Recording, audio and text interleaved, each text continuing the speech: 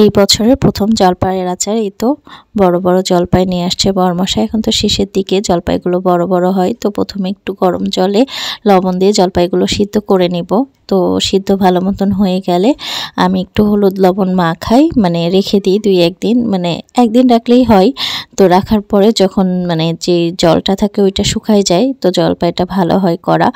আর এই তো জলপাইগুলো অনেক সিদ্ধ হয়ে গেছে, এখন ঝরা দিয়ে রেখে এই যে মাখায় নিচ্ছি। তো অনেকগুলো ছিল দেখে বড় গামলাতেই করেছি। আসলে মানে ঢাকা শহরে তো অত বাসন থাকে না, বা এখনও কেনা হয়নি, বোঝেনি তো, একা থাকি, একা সংসার। তো যাই হোক, তেলের মধ্যে শুকনা মরিচ, একটু পাঁচফোড়ন, তেজপাতা দিয়ে দিয়েছি, তারপর জলপাই দিয়ে দিয়েছি। হলুদ লবণ আর দিব না, কারণ হলুদ লবণ মাখাই রাখছি।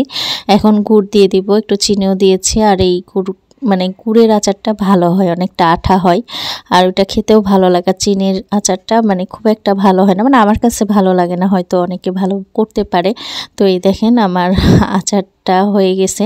মানে আচার বলতে আমার যে আচারটা আমি করি সেটা হচ্ছে একটু জেলি জেলি হয়। এই যে কালারটাও চেঞ্জ হয়ে গেছে, গুড়ের আচারের কালারটা কিন্তু দেখতে খুব সুন্দর লাগে।